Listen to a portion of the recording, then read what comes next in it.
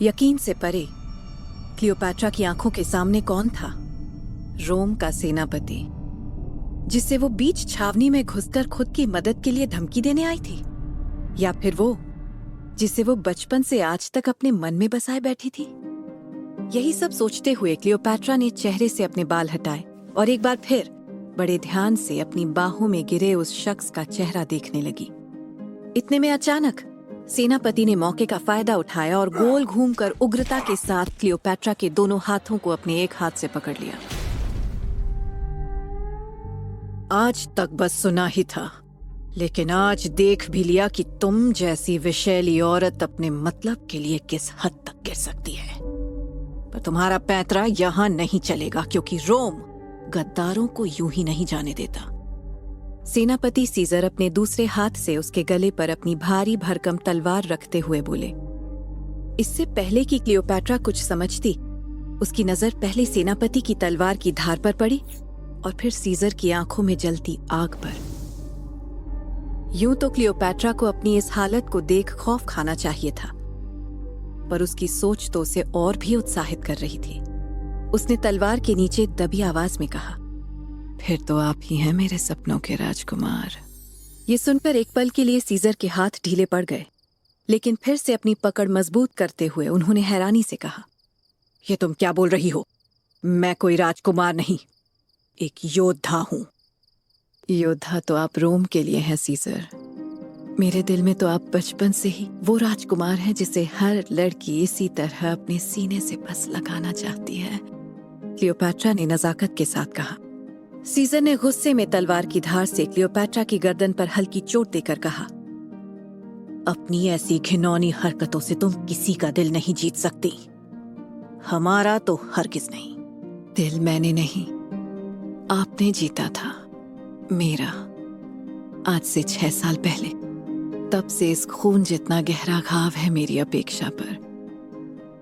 Cleopatra ने अपनी चोट की ओर देखते हुए सीजर को बचपन में उनसे हुई अनजानी मुलाकात के बारे में बताना शुरू किया। आज से 6 साल पहले क्लियोपैट्रा अपनी सहेलियों के साथ किसी जरूरी काम से अलेक्जेंड्रिया के महल के पास वाले घने जंगल में जा रही थी। बचपन से ही कलाओं में निपुण क्लियोपैट्रा की सीखने की गति इतनी तेज थी कि उसकी सहेलियां आंखें बंद करके उसकी कौशलता पर यकीन करती थी। राजकुमारी, हम आपके साथ इस घने जंगल में आ तो गए हैं, पर अगर महाराज को पता चल गया तो? क्लियोपैट्रा की एक सहेली ने पूछा। घने जंगलों में 13 साल की क्लियोपैट्रा रास्ता ढूंढते हुए बोली, अरे, आज से पहले कभी पता चला नहीं ना? फिर छोटी नूबिया ने थोड़ा डरते हुए कहा, राजकुमारी, हमें आपकी कौशलता पर तो भरोसा है, लेकिन इस जंगल के जानवरों पर नहीं। सुना है कि यहाँ एक से एक जहरीले सांप, बिच्छू, यहाँ तक कि भेड़िए और शेर भी अपना शिकार करने निकलते हैं। ये सुन क्लियोपैट्रा अचानक रुकी और अपनी कमर पर दोनों हाथ रखते हुए बोली, तो क्या मुझे ये बात नहीं पता? अब तुम ही बताओ, क्या अपनी बहन आर्सेनोई को ऐसे बुखार में तड़पने के लिए छोड़ दूं? आप गुस्सा क्यों हो रही है राजकुमारी? मैं तो बस यूं ही याद दिला रही थी। मुझे पता है आपको इस वक्त राजकुमारी आर्सेनोई के लिए जो संजीवनी बूटी लेनी है, वो सिर्फ इस जंगल की दक्षिणी गुफा की ओर ही मिलेगी। पर मैं बस आपकी सुरक्षा चाहती हूँ। शाम होने से पहले महल वापस पहुंच जाएं तो अच्छा होगा। नूबिया ने क्लियोपैट्रा को समझाते हुए कहा। क्लियोपैट्रा ने हाँ में सर हिलाया और आगे की ओर बढ़ने लगी। चलते चलते आसमान में सूरज ने भी नारंगी चादर ओढ़ ली थी। तभी एक सहेली ने अचानक उत्साहित होते हुए चिल्लाकर कहा, वो देखिए महारानी, वो देखिए, यहाँ से गुफा का रास्ता साफ नजर आ रहा है, हम पास ही हैं।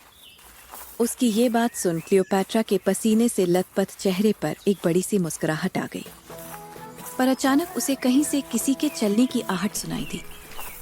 चेहरे के भाव को बदल सतर्क होते हुए उसने चारों ओर देखा और धीरे से दबी आवाज में सबसे बोली, लगता है कोई आ रहा है, फौरन उस पेड़ के पीछे झाड़ियों में लेटकर छुप जाओ। ये सुनकर सभी सहेलियां हड़बड़ी में झाड़ियों के बीच जाकर लेट गईं। क्लियोपैट्रा भी उनके साथ छुप गई। पेड़ और झाड़ियों के उस पार से कदमों की आवाजें तेज होने लगी थीं। लग रहा था जैसे एक नहीं कई लोग हैं, जिसे सुन क्लियोपैट्रा ने एक बार फिर फुसफुसाते हुए कहा, बिल्कुल भी हिलना मत, कोई भी आवाज नहीं आनी चाहिए। सबके अच्छे से छिप जाने पर क्लियोपैट्रा ने झाड़ियों के बीच किसी दूरबीन की तरह अपनी दोनों आंखों के बीच एक बिंदु बनाया और ध्यान केंद्रित कर दूर दूर तक सतर्क होकर देखने लगी। उसने देखा कि 6-7 घुड़सवार आपस में कुछ बातें करते हुए जा रहे थे। सीजर, आपके इजिप्ट को लेकर क्या सपने हैं? उन्हीं लोगों में से एक व्यक्ति ने दूसरे व्यक्ति से पूछा। इजिप्ट को लेकर मेरे कोई सपने नहीं हैं। किसी राज्य पर राज करने के सपने नहीं देखे जाते, उन्हें लेकर अपना दायित्व पूरा किया जाता है। ये तो सही कहा आपने, पर दूसरा व्यक्ति आगे अपनी बात कहता, इससे पहले ही क्लियोपैट्रा का ध्यान नूबिया की चीख सुनकर टूट गया। राजकुमारी, हमें बचा लीजिए। क्लियोपैट्रा ने पलटकर देखा तो पाया कि झाड़ियों के बीच लेटी नूबिया के पेट पर काले रंग का एक बिच्छू अपना बड़ा सा डंक उठाए बैठा हुआ था, जिसे देख नूबिया की आंखें डर के मारे बाहर आ गई थीं। इससे पहले कि उसकी चीख घुड़सवारों तक पहुंचती, क्लियोपैट्रा ने धीरे से नूबिया के मुंह पर हाथ रख दिया और इशारे से उसे हिलने से मना करने लगी। नूबिया जितनी बार सांस लेती, उतनी बार वो बिच्छू अपने पंजों से आवाज निकालता। उसे देखकर सबकी सांसें अटक गई थीं। एक तरफ न जाने क्यों क्लियोपैट्रा को घुड़सवारों की बातें सुनना जरूरी सा महसूस हो रहा था, तो दूसरी तरफ उसकी सहेली की जान खतरे में थी। क्लियोपैट्रा सोच ही रही थी कि वो क्या करे कि तभी झाड़ियों से कुछ दूर उसे बैंगनी रंग के लंबे फूलों वाला एक पेड़ दिखा। उसे देखकर क्लियोपैट्रा को कुछ याद आया और वो नूबिया के मुंह से अपना हाथ हटाकर जमीन पर लेटे लेटे उस पेड़ की ओर खिसकने लगी। उसके हिलने की आहट सुनकर घुड़सवारों में से किसी ने कहा, सीजर, हमें लगता है वहां कोई है। कोई जानवर हुआ तो? ये सुनकर सीजर ने अचानक अपना घोड़ा रोका और बिना देरी किए झट से अपनी कमान से एक तीर निकालकर आवाज की दिशा की ओर छोड़ दिया। तीर सीधा क्लियोपैट्रा की कमर को छूते हुए निकल गया, जिससे उसकी कमर पर एक घाव पड़ गया। लेकिन फिर भी किसी पत्थर की तरह बिना हिले लेटी क्लियोपैट्रा ने इतनी सी भी आवाज नहीं निकाली और उस दर्द को सहन कर लिया। वहां कुछ होता तो जरूर छटपटाता। ये बोल सीजर और उसके साथी बिना ध्यान दिए आगे बढ़ गए। उनके वहां से जाते ही क्लियोपैट्रा ने जल्दी से पेड़ से कुछ फूल तोड़े और नूबिया के पास वापस चली गई। उधर नूबिया के माथे से डर के मारे पसीना आ रहा था, क्योंकि वो बिच्छू उसे बस डंक मारने ही वाला था। पर तभी क्लियोपैट्रा ने झट से बिच्छू को वो फूल सुंघा दिया और उसी से बिच्छू को पकड़कर दूर जंगल में फेंक दिया। आपका लाख लाख शुक्रिया राजकुमारी, आपने मेरी जान बचाई, नहीं तो आज मुझे अपने जिंदा रहने की उम्मीद कम होती दिख रही थी। नूबिया लगभग रोते हुए बोली। उसकी बात सुनकर क्लियोपैट्रा ने मुस्कुराते हुए कहा, तुम मेरी वजह से यहाँ आई हो, तुम्हारा ख्याल रखना भी मेरी जिम्मेदारी है। शाम ढल रही है, अब तुम लोगों को महल के लिए वापस निकलना चाहिए, वरना सबको चिंता होने लगेगी। मैं गुफा से वो बूटी लाकर तुम्हें महल के पिछले द्वार पर ही मिलूंगी। सारी सहेलियों ने एक दूसरे को देखा और फिर एक साथ कहने लगी, पर राजकुमारी, हम आपको ऐसे नहीं छोड़ सकते, आपका अकेले वहां जाना खतरनाक हो सकता है। क्लियोपैट्रा ने उन्हें समझाते हुए कहा, इस जंगल से ज्यादा खतरा तो पिताजी के गुस्से का है। जाओ, जाकर उनका ध्यान भटकाओ, नहीं तो मैं दोबारा कभी महल से बाहर नहीं निकल पाऊंगी। बहुत समझाने के बाद क्लियोपैट्रा की सहेलियां उसकी बात मान गईं और वहां से वापस महल की ओर लौट गईं। क्लियोपैट्रा कमर पर लगी चोट संभालते हुए गुफा की ओर तेजी से बढ़ने लगी। न जाने कौन कौन से पेड़ लगे हैं यहाँ पर, वैद्य जी के काम की कई जड़ी बूटियां हैं। उसने आसपास देखते हुए सोचा। तभी उसे फिर से कुछ आहट आई। उसने खुद से कहा, ये घुड़सवार न जाने क्यों यहाँ से जाने का नाम नहीं ले रहे। इन्हें पता नहीं इजिप्ट मेरे पिताजी का है और उस पर कोई आंख उठाकर भी नहीं देख सकता। इस बार तो इनकी बात सुनकर ही जाऊंगी। वो लंबी सांस लेकर जैसे ही पीछे मुड़ी तो उसने देखा कि ठीक सामने वाली झाड़ी में मुंह खोले खड़ा एक खूंखार शेर उसे घूर रहा था। शेर ने जैसे ही दहाड़ते हुए उस पर प्रहार करने के लिए छलांग लगाई, न जाने कहां से एक आदमी अचानक क्लियोपैट्रा और शेर के बीच में आ गया और अपनी जान की बाजी लगाकर उस शेर से लड़ने लगा। क्लियोपैट्रा की सांसें कुछ पल के लिए मानो थम गई और वो वहीं खड़ी जम सी गई। जब तक वो समझती कि आखिर अभी अभी हुआ क्या था, तब तक शेर को उस मजबूत बाजुओं वाले आदमी ने बहुत ही बहादुरी से लड़कर लगभग हरा ही दिया था कि तभी शेर ने एक और घातक वार किया। क्लियोपैट्रा को समझ में नहीं आ रहा था कि वो उस आदमी की मदद करने के लिए आखिर क्या करे। तभी उसने पास में पड़े एक पत्थर को उठाया और उस शेर की ओर दम लगाकर फेंक दिया। पत्थर की आवाज से शेर का ध्यान भटका। इस मौके का फायदा उठाते हुए उस आदमी ने अपनी तलवार उठाकर एक जोरदार प्रहार किया। प्रहार इतना तेज था कि एक ही वार में शेर वहीं धराशायी हो गया। मौत का ऐसा खेल देखकर क्लियोपैट्रा की धड़कनें तेज होने लगी थी। तभी वो रौबदार व्यक्तित्व, मजबूत बाहें, गठीला शरीर दमकता हुआ चांद की रोशनी में उसकी ओर आने लगा। एक तरफ तीर कमान डाले तो दूसरी तरफ कमर पर तलवार की म्यान बांधे वो आदमी किसी योद्धा से कम नहीं लग रहा था।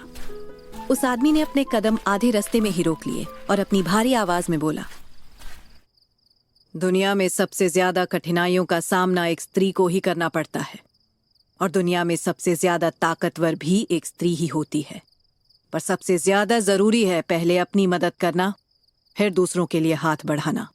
वो ये बोलकर तेज कदमों से वापस लौट गया और क्लियोपैट्रा वहीं खड़ी सोचती रही।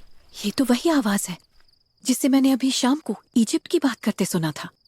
क्लियोपैट्रा उसके शरीर की बनावट और उसकी बहादुरी देखकर ऐसी मंत्रमुग्ध हो गई कि कब वो उसकी आंखों के सामने से ओझल हो गया उसे पता भी नहीं चला।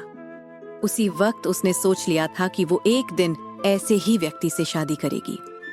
क्लियोपैट्रा ने अपने बचपन की इस पूरी घटना को सीजर के सामने ऐसे पेश किया जैसे मानो वो कोई प्रेम पत्र उसे पढ़कर सुना रही हो।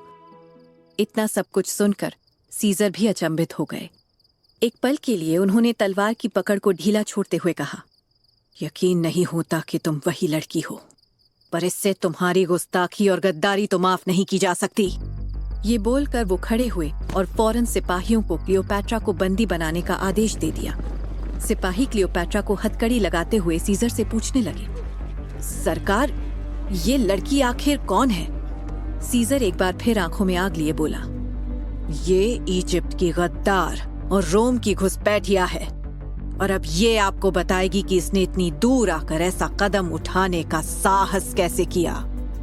सैनिकों द्वारा घेरे जाने के बावजूद क्लियोपैट्रा की नजरें एक पल के लिए भी नीचे नहीं झुकी। उसने सीजर की आंखों में आंखें डालकर कहा, हाँ, मैं इस वक्त घुसपैठिया जरूर हूँ, लेकिन मैं कोई गद्दार नहीं। अगर मैं गद्दार होती तो मैं इस वक्त आपके यहाँ नहीं होती। घुसपैठिया तो आप हैं मेरे दिल के, तो क्या आप इस दिल की सजा मानने को तैयार हैं? उसका इतना साहस देखकर सिर्फ सीजर ही नहीं बल्कि वहां खड़े सैनिक भी हैरान थे। कहीं ना कहीं उसका ये बर्ताव देखकर सीजर और आग बबूला हो रहा था। वो गुस्से में खुद किसी शेर की तरह दहाड़ते हुए बोला, खामोश, कायदे में रहकर बात करो, नहीं तो एक पल नहीं लगेगा गर्दन धड़ से अलग कर देने में। ये सुनकर क्लियोपैट्रा ने तिरछी मुस्कान के साथ कहा, क्या प्यार करने वालों को ऐसे ही चुप करा दिया जाता है आपके रोम में? खैर, मुद्दे पर आते हैं। मुझे आपसे बहुत जरूरी मदद चाहिए। वो आगे कुछ कहती उससे पहले ही सीजर ने उसे घूरते हुए कहा, रुक जाओ। मैं कैसे मान लूं कि जिस प्यार का नाटक तुम इतनी देर से कर रही हो वो झूठ नहीं सच है? और तुम्हारी मदद करके भला मुझे क्या मिलेगा? मेरी वफादारी, क्लियोपैट्रा ने लंबी गहरी सांस लेते हुए पूरे आत्मविश्वास के साथ कहा। वो आंखों में हल्की नमी के साथ आगे बोली, जिस व्यक्ति ने मुझे बहादुरी का सबसे सुंदर दृश्य दिखाया, मेरी सोच और तौर तरीकों के सामने आईना रख दिया, ये क्लियोपैट्रा उसी के सामने खड़ी होकर आज मदद चाहती है। मुझे एक मौका दीजिए, वक्त आपको सब कुछ समझा देगा। उसके इस दमदार तरीके को देखकर सीजर के दिमाग में कुछ चलने लगा। वो अपने दोनों हाथों को पीठ के पीछे रखकर इधर उधर चलते हुए कुछ सोचकर बोला, अच्छा तो ठीक है, अब जो मैं कहने वाला हूं अगर तुम वो करने में कामयाब रही तो तुम्हारी वफादारी मंजूर है हमें।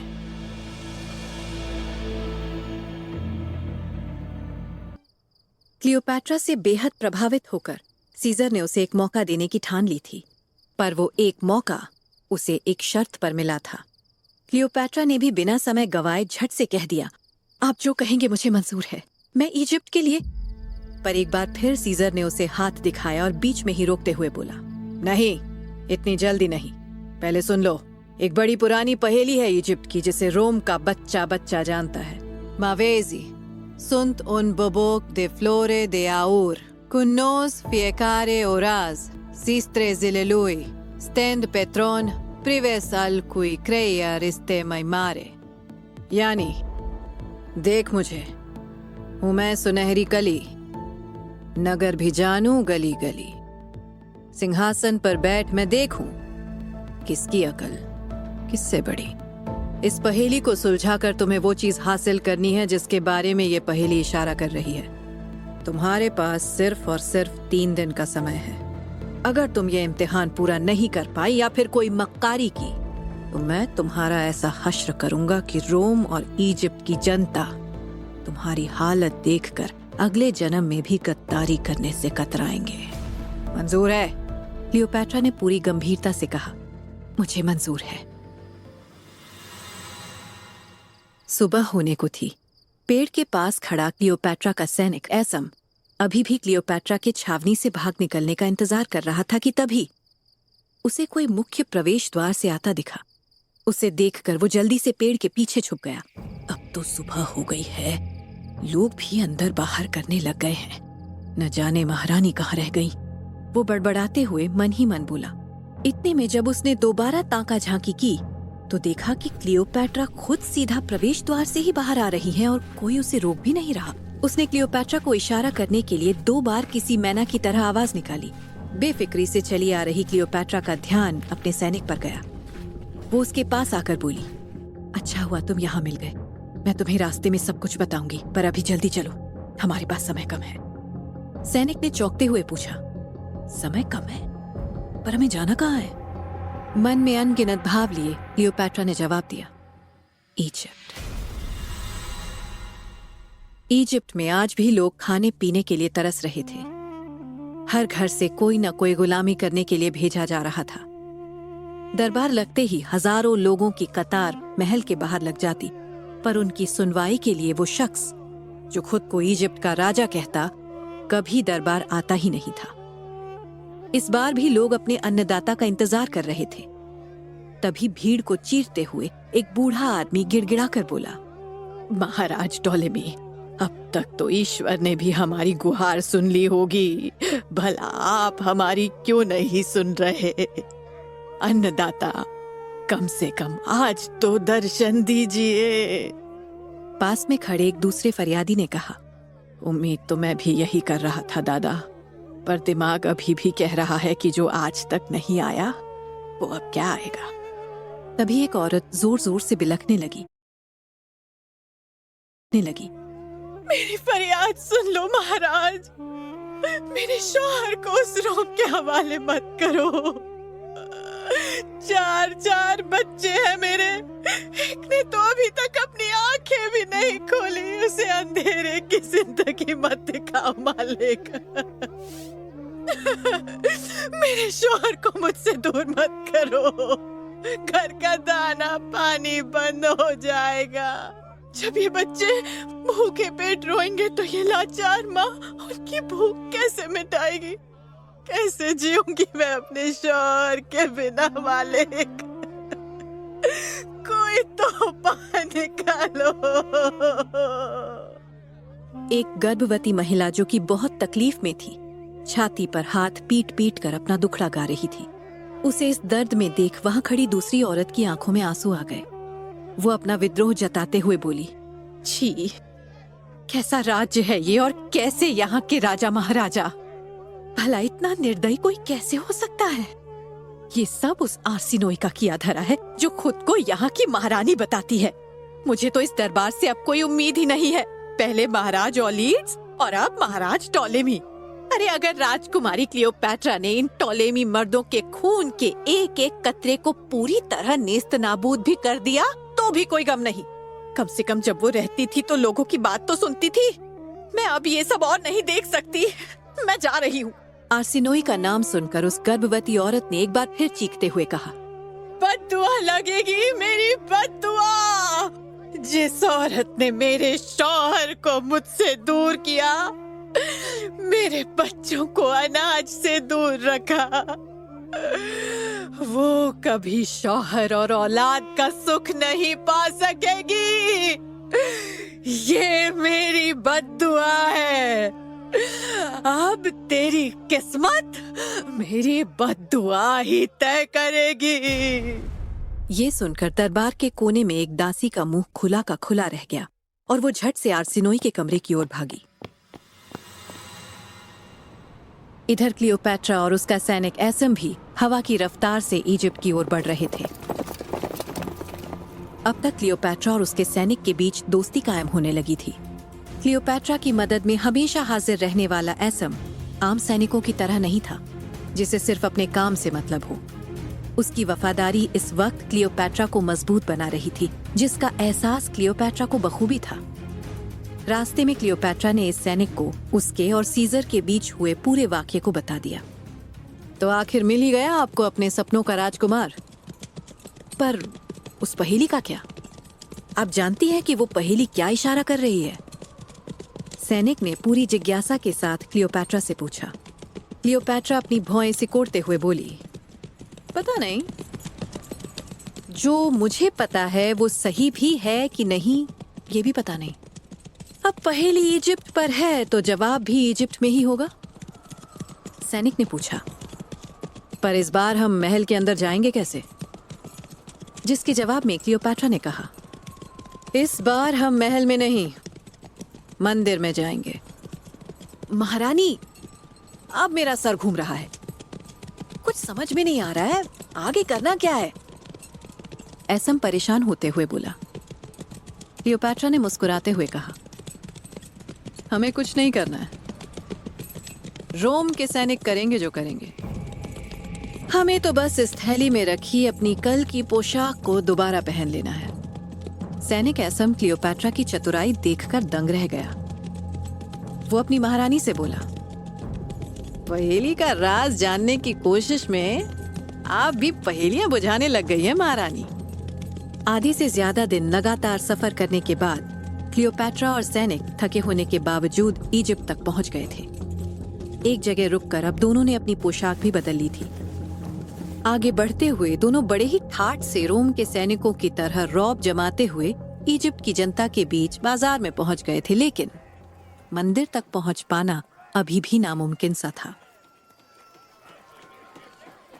क्लियोपैट्रा को मंदिर जाने तक का रास्ता तो पता था, पर वो अपने फैरो या कुल देवताओं का जरा भी अपमान नहीं करना चाहती थी। सैनिक ने क्लियोपैट्रा को अपनी उलझन बताई। अब क्या करना है महारानी? क्लियोपैट्रा कुछ सोचते हुए बोली। अब वो अचानक बगल में सब्जी की दुकान लगाए एक दुकानदार की ओर मुड़ी और आवाज भारी करते हुए बोली, ए सुन, तुझे पता है महल में दरबार कब लगेगा? सुना है दरबार में सुनवाई की जगह पर अनाज और सब्जियों की बोली भी लगती है। हमें वही उठाने जाना है। दुकानदार रोम के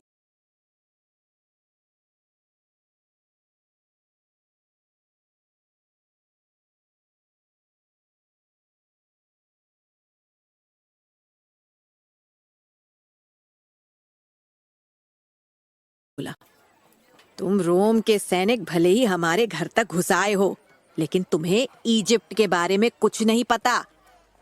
यहाँ खाने को एक दाना नहीं है, अनाज और सब्जियों की बोली क्या खाक लगेगी? ये सब महाराज ओलीड्स के समय में हुआ करता था। महाराज टॉलेमी तो दरबार में कभी आते ही नहीं। आज लगा था दरबार, लेकिन वो आए क्या? नहीं। जैसा बाप उससे भी नालायक उनका बेटा। क्लियोपैट्रा की नजर दुकान पर रखी सब्जी की टोकरियों पर गई। उनमें भरी सब्जियों को देख लग रहा था जैसे दुकानदार सब्जी बेचने नहीं बल्कि खुद खरीद कर ले जाने आया हो। दुकानदार की बात क्लियोपैट्रा के जहन तक उतर गई थी। उसका दिल अपनी जनता की तकलीफ को देखकर पसीजा जा रहा था। इससे पहले कि उसकी आंखों से आंसू छलकते, वो दोबारा भारी आवाज में बोली, किसी काम का नहीं है ये, चलो यहाँ से। और वो अपने सैनिक के साथ वहां से आगे बढ़ गई। इनकी हालत तो जहन्नुम से भी बदतर है महारानी। एसम दुकानदार की हालत टटोलकर क्लियोपैट्रा से बोला। क्लियोपैट्रा ने अपने जज्बात छुपाते हुए पूरे दृढ़ निश्चय से जवाब दिया, ये बुरा लगने लगाने का वक्त नहीं है। सोचो, उस पहेली के बारे में सोचो। ये कह वो खुद में ही बार बार पहेली बड़बड़ाने लगी। कुछ सोचने के बाद वो एसम से बोली, मुझे लगता है हम सही कर रहे हैं। चलो, मुझे पता है हम कैसे मंदिर के अंदर जा सकते हैं। काफी समय बीत गया था। एसम मंदिर से कुछ मील दूर घोड़े पर सवार क्लियोपैट्रा के आने का इंतजार कर रहा था। तभी एक घोड़े के दौड़ने की आवाज आई। क्लियोपैट्रा दोबारा इजिप्ट की राजकुमारी की पोशाक में वैसे आई जैसे वो देश निकाला से पहले रहा करती थी। उसे इस तरह दोबारा अपनी ठाट बाट में आते देखकर सैनिक की आंखें चमक उठी। उसकी आंखों में आंसू आ गए। क्लियोपैट्रा के आते ही वो अपने घोड़े से उतर उसके सामने अपना सिर झुकाते हुए बोला, महारानी की जय हो। आपको इस तरह देख ऐसा लग रहा है मानो उम्मीद का एक नया सूरज उगाया है। क्लियोपैट्रा उस पोशाक में आत्मविश्वास से भरी नजर आ रही थी। वही तेज, वही सुंदरता, वही रौबदार रुतबा। इस क्लियोपैट्रा को देखने के लिए न जाने कितनों की आंखें तरस गई थीं। आप और इस तरह, ये सब कैसे हुआ? आपको ये पोशाक कहां से मिली? सैनिक ने फिर से उत्सुकता से पूछा। अभी नहीं, हमारे पास सिर्फ एक ही दिन बचा है। हमें वापस रोम की छावनी में भी जाना है। जल्दी चलो। क्लियोपैट्रा के आदेश पर वो दोनों बिना किसी सवाल जवाब के मंदिर की ओर निकल पड़े। मंदिर के दरबार से कुछ दूर पहले ही क्लियोपैट्रा ने अपने सैनिक को रुकने के लिए इशारा किया और खुद आगे बढ़ गई। एसम सवालिया नजरों से क्लियोपैट्रा को मंदिर के और करीब जाते देख रहा था। न जाने महारानी अब प्रवेश द्वार से अंदर कैसे जाएंगी। उधर सीजर अपने तंबू में बिस्तर के बगल में रखी रेत की घड़ी को बहुत देर से निहार रहा था। उसका सलाहकार थाडियस तभी उसके तंबू में आ पहुंचा और बोला, सेनापति जी, क्षमा चाहते हैं, पर आपको इस तरह इंतजार करता देख मुझे अच्छा नहीं लग रहा। जिसने आपके राज्य को धोखा दे दिया, अपने परिवार को धोखा दे दिया, वो भला क्यों आज आपकी शर्त पूरी करेगी? मुझे तो समझ में ही नहीं आ रहा है। माना आपका पॉम्पी को ढूंढना बहुत जरूरी है, लेकिन गद्दार को ढूंढने के लिए गद्दार पर भरोसा करना या उसे मौका भी देना कहां की समझदारी है? थाडियस को इस तरह परेशान देख सीजर रेत की घड़ी उल्टा रखते हुए बोला, इतना समय हो गया तुम्हें हमारे साथ रहते हुए, फिर भी तुम हमारी रणनीतियों को समझ नहीं पाए। खैर, कोई बात नहीं। हम इजिप्ट के गद्दार पर भरोसा नहीं कर रहे बल्कि समय बचा रहे हैं। क्लियोपैट्रा की जीत या हार से हमें कोई फर्क नहीं पड़ता। समय आने पर तुम्हें सब पता चल जाएगा। पर अगर क्लियोपैट्रा हार गई और हम पॉम्पी को नहीं ढूंढ पाए तो लोगों के सामने हमारी क्या छवि बनेगी? मैंने तो उसी दिन ठान लिया था जब क्रैसस की मौत के बाद पॉम्पी ने आपके खिलाफ मंत्री सभा से हाथ मिलाने की कोशिश की। फार्सेलस की लड़ाई के बाद से उसे ढूंढने के लिए मेरी रगों में खून की हर बूंद उबल रही है सेनापति। थाडियस अपनी मुट्ठी भींचते हुए बोला। धैर्य से उसकी बात सुन रहा सीजर अपने हाथों को कमर के पीछे रखते हुए बड़ी ही शालीनता से उसके पास आया और बोला, तो फिर तैयार हो जाओ, क्योंकि वो वक्त अब दूर नहीं। आश्चर्य की बात थी, मंदिर के मुख्य प्रवेश द्वार पर एक भी सैनिक नहीं खड़ा था, पर कोई और था जो क्लियोपैट्रा का बेसब्री से अंदर इंतजार कर रहा था।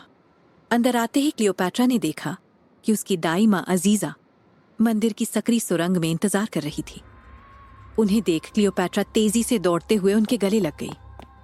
उन्हें देख क्लियोपैट्रा की आंखों में खुशी के आंसू आ गए। उसने अपने आंसू पोंछते हुए उनसे पूछा, अब आप कैसी हैं माँ?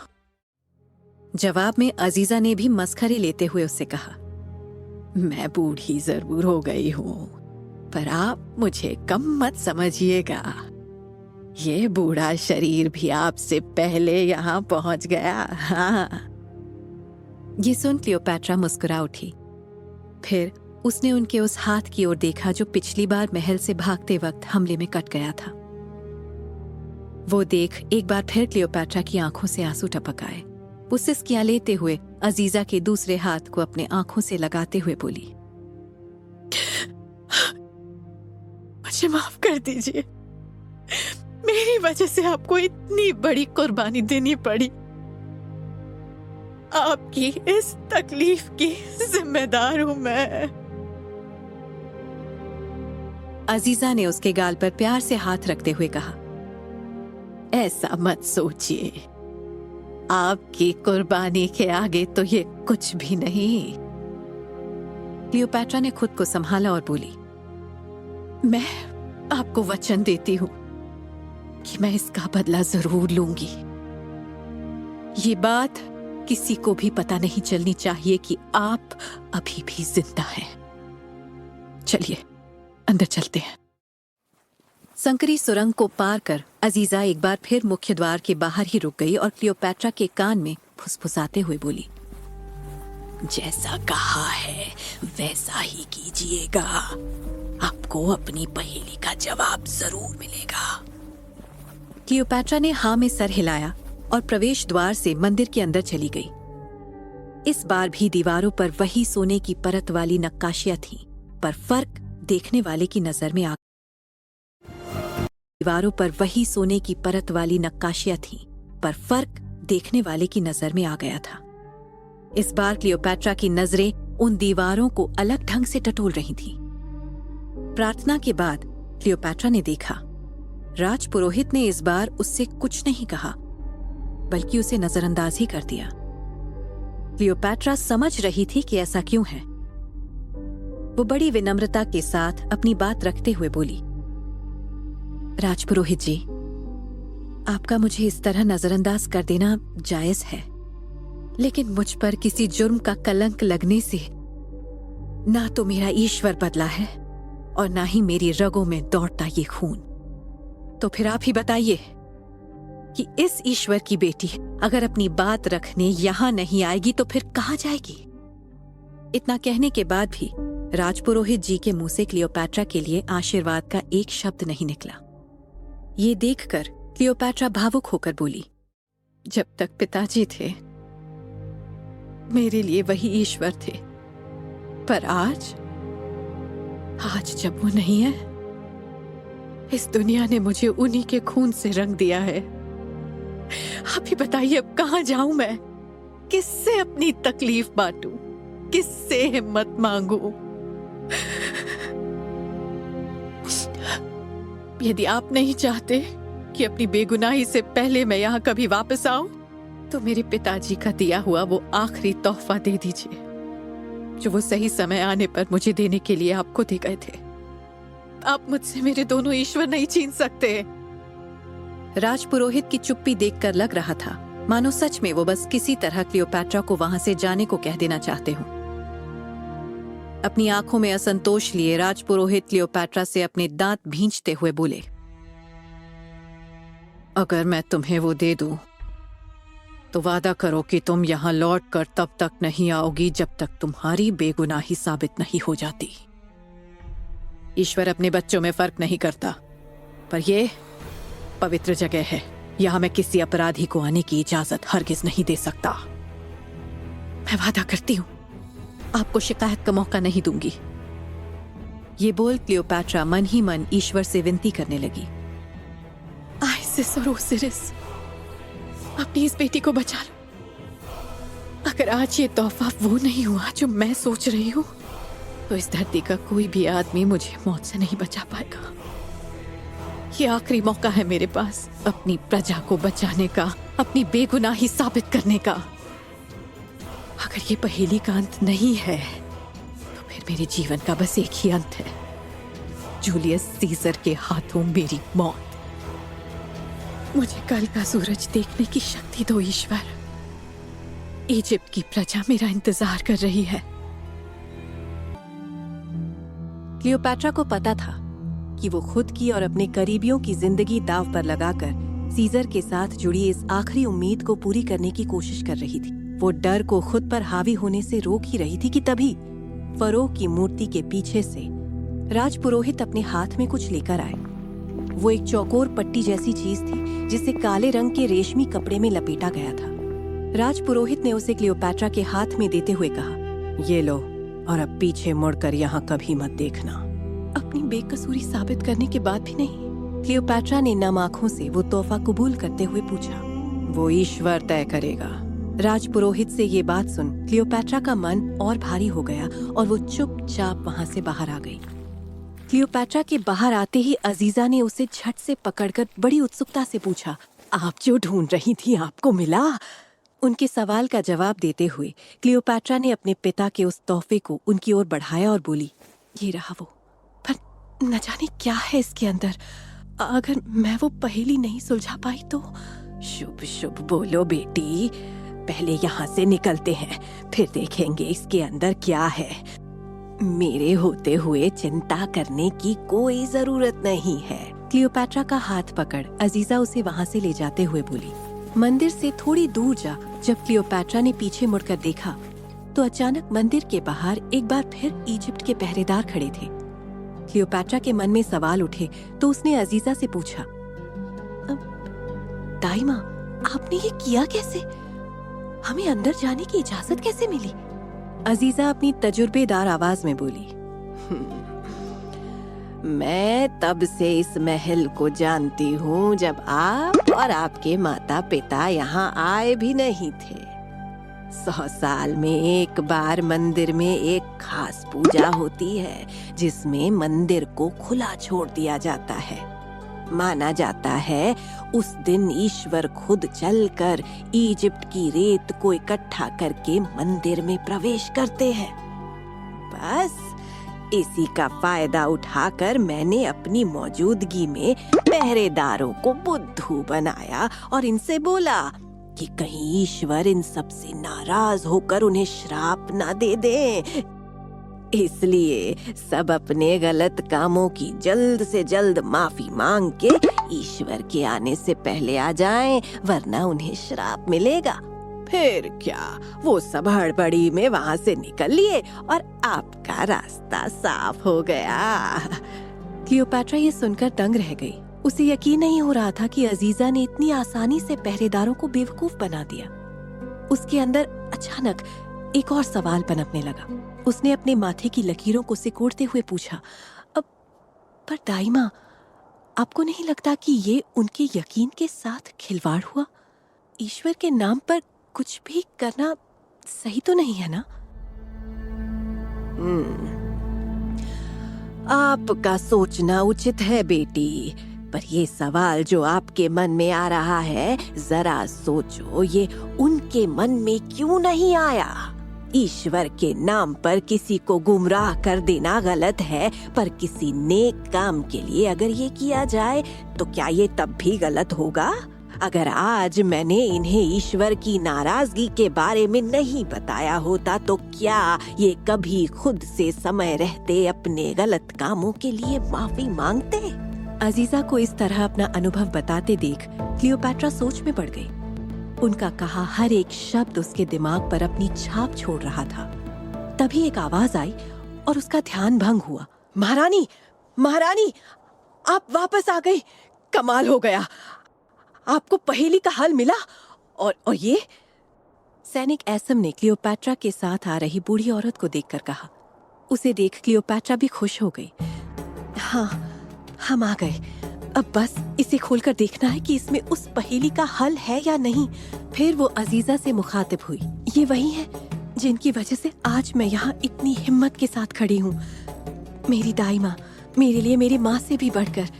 ये कहते हुए क्लियोपैट्रा के चेहरे पर गर्व से भरी मुस्कान आ गई। एसम ने अजीजा के सामने झुककर बड़ी नम्रता के साथ कहा, ऐसी दिव्य महिला जिसने हमारी महारानी जैसी महान औरत को पाला पोसा, उसे इस छोटे से सैनिक एसम का सलाम। अजीजा ने भी मुस्कुराकर एसम को आशीर्वाद दिया और क्लियोपैट्रा को वो तोहफा खोलने का इशारा किया। सभी उत्सुक थे कि आखिर इस तोहफे में है क्या, पर एसम के मन में ख्याल आया, अगर ये वो नहीं हुआ जो हमें चाहिए तो। जैसे ही उस काले रेशमी कपड़े को क्लियोपैट्रा ने खोला, उसकी आंखें चौंधिया गईं। अजीजा, एसम और क्लियोपैट्रा तीनों का मुंह खुला का खुला रह गया। हैरानी में एसम के मुंह से निकला, महारानी, ये क्या है? उधर अलेक्जेंड्रिया के महल में आर्सेनोई अपने कमरे में आराम से बिस्तर पर लेट अपनी दासियों द्वारा दिए जा रहे विशेष उपचारों का आनंद ले रही थी।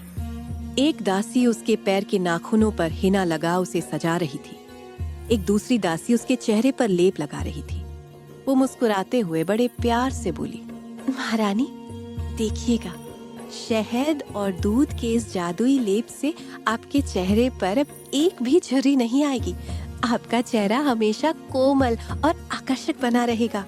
ये सुनते ही आर्सेनोई अपनी एक आंख खोल उस दासी को घूरते हुए बोली, कहना क्या चाहती हो? मेरे चेहरे पर झुर्रियां हैं? उसकी गंभीर आवाज सुन दासी हिचकिचा गई। वो नहीं नहीं महारानी, मैं तो कह रही थी कि आगे चलकर, आज से कई सालों बाद भी, अभी नहीं। आर्सेनोई एक बार फिर अपनी खूबसूरती पर गुरूर करते हुए बोली, तुम्हें नहीं लगता कि अभी मेरा चेहरा कोमल और आकर्षक है? दासी आर्सेनोई के स्वभाव को जानती थी। उसे डर था कि कहीं आर्सेनोई उसकी बातों को गलत ना समझ ले। वो हकलाते हुए बोली, महारानी, वो मैं ये नहीं कह रही थी। वो आगे कुछ बोलती, इससे पहले ही आर्सेनोई ने गुस्से में लेप की कटोरी को उठाकर उसके मुंह पर फेंक दिया।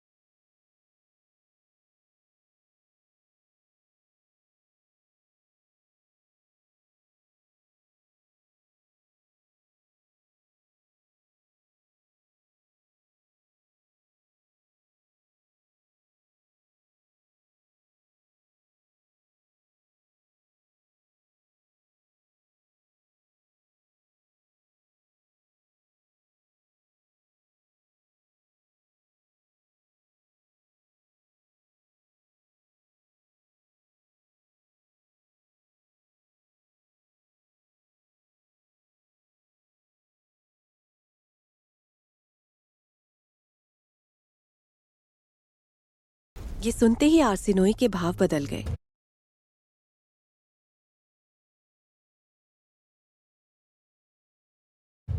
उसने हैरान होकर पूछा, तुम किसकी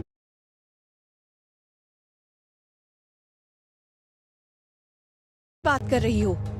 उसी औरत की महारानी जो पेट से है। दासी मुंह बनाते हुए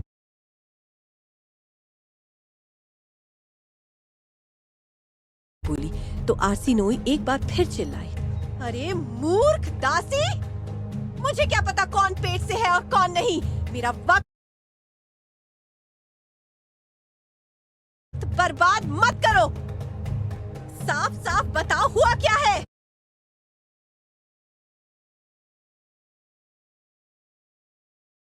दासी अपने माथे पर हाथ मारते हुए बोली, मैं भी ना अनर्थ हो गया महारानी। दरबार में लोग ऐसी उल्टी सीधी बातें कर रहे हैं जैसे उनसे ज्यादा पीड़ित और सताया हुआ कोई है ही नहीं। ये भी कोई बात हुई भला? हाँ, उसी में एक अजीब सी औरत चिल्ला चिल्ला कर आपको श्राप दे रही थी। मुझे श्राप दे रही थी? पर क्यों? आर्सेनोई गहरी सांसें लेते हुए बोली। दासी ठीक उसी औरत की नकल करते छाती पीट कर बोली, श्राप लगेगा, मेरा श्राप। जिस औरत ने मेरे शौहर को मुझसे दूर किया, मेरे बच्चों को अनाज से दूर रखा, वो कभी शौहर और बच्चे का सुख नहीं ले पाएगी। ये मेरा श्राप है। ये सुन आर्सेनोई जोर से चिल्लाई, चुप, एकदम चुप, आगे एक भी शब्द नहीं। वहां मौजूद हर एक इंसान को ये नजर आने लगा था कि आर्सेनोई का गुस्सा अब डर में तब्दील हो रहा है। उसके माथे से पसीना टप टप करके गिरने लगा था। आर्सेनोई तेज रफ्तार से खबरी दासी को धक्का देते हुए पोथाइनस के कमरे की ओर जाने लगी। उधर बीच रेगिस्तान में अजीजा, क्लियोपैट्रा और एसम अब तक उस तोहफे को हैरानी से घूर रहे थे। असल में वो तोहफा एक लाल रंग की किताब थी जिसके आवरण पर एक सुनहरे रंग की बेहद चमकदार कृति बनी हुई थी। गुलदाउदी का फूल? क्लियोपैट्रा ने चौंक कर कहा। उस मोटी किताब के पन्नों को देखकर पता चल रहा था कि वो कम से कम 200 से 300 साल पुरानी तो होगी।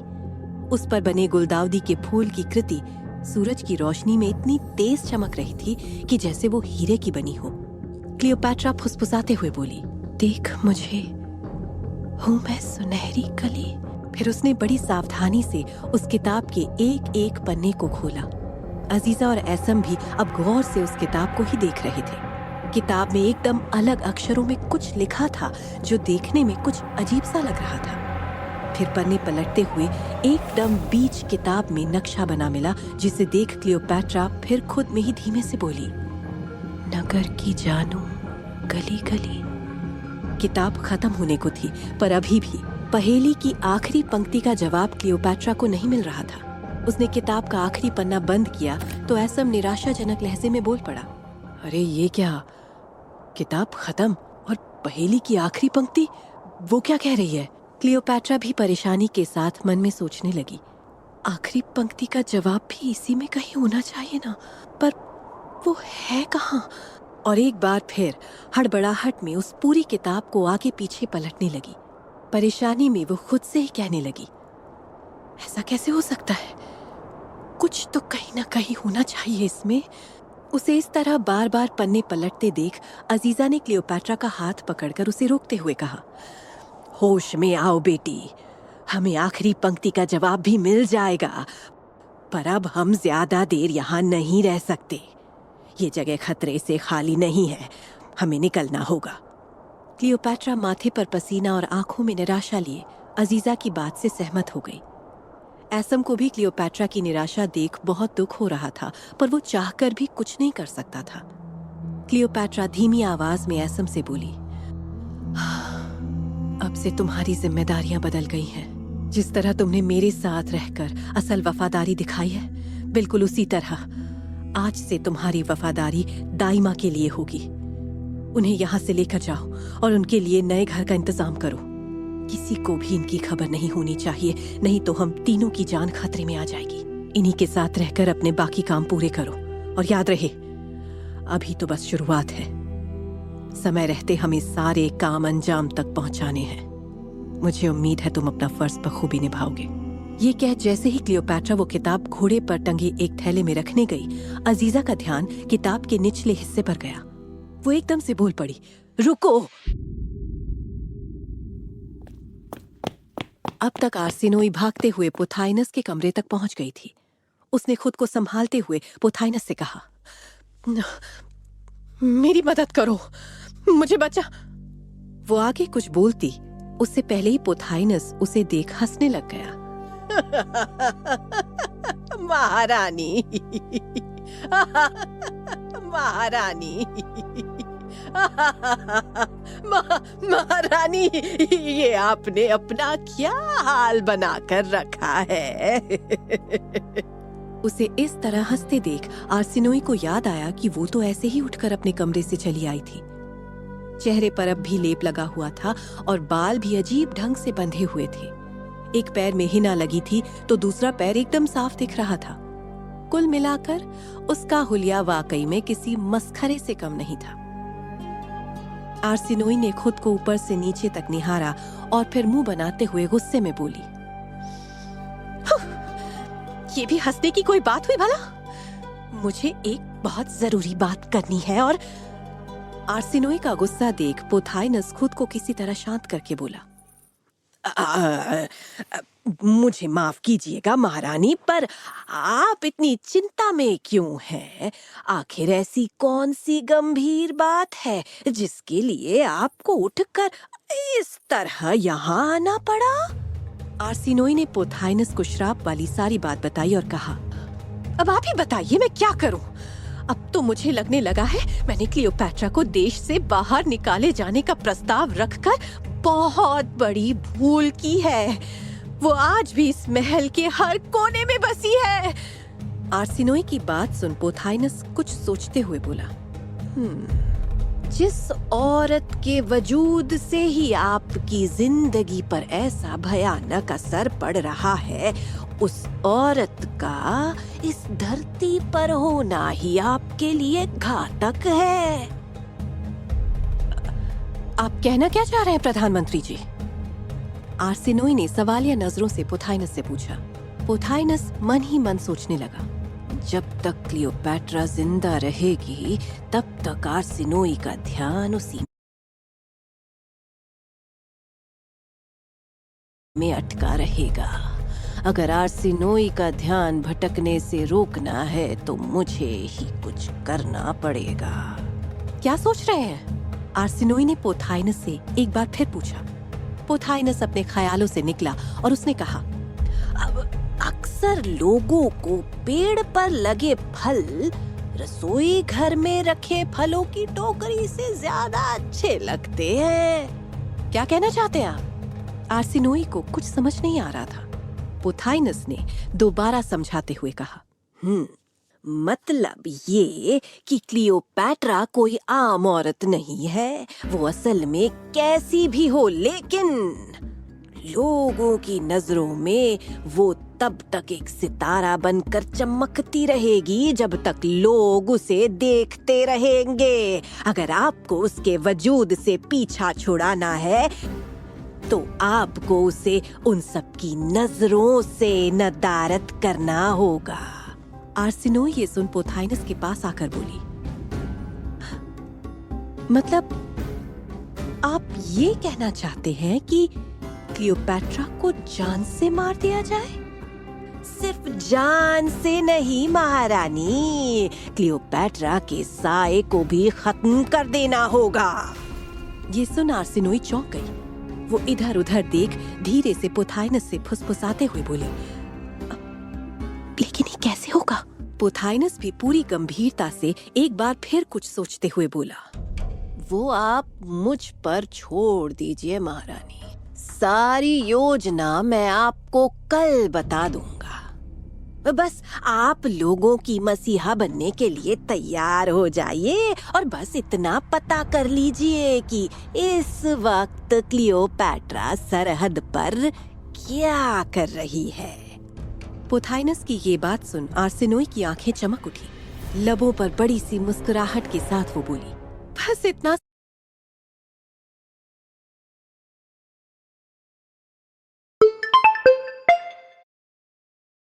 सका, वो तो मैं आपको अभी बता सकती हूँ। आपको क्या लगा महारानी आर्सेनोई के पास दिमाग नहीं है?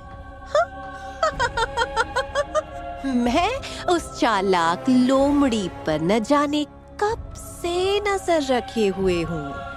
ये कहते हुए अपनी बुद्धि पर घमंड कर रही आर्सेनोई के चेहरे पर अचानक से आत्मविश्वास जाग उठा। उसने उसी वक्त एक नौकर को भेज अपने गुप्त जासूस को पोथाइनस के कमरे में बुला लिया। एक साधारण से सफाई कर्मी की पोशाक में खड़े उस गुप्त जासूस से आर्सेनोई ने अति आत्मविश्वास से पूछा, बताओ क्लियोपैट्रा इस वक्त सरहद पर किसके नाम पर अपने आंसू बहा रही है? जासूस ने झिझकते हुए जवाब में कहा, महारानी जी, वो क्लियोपैट्रा सरहद पर नहीं है। ये सुनते ही एक बार फिर आर्सेनोई का मुंह उतर गया और वो चौंकते हुए चिल्ला पड़ी, क्या? ये कैसे हुआ नामुराद? पोथाइनस भी हैरान था। वो खुद को बोलने से रोक नहीं पाया। अगर सरहद पर नहीं है तो क्लियोपैट्रा आखिर है कहाँ?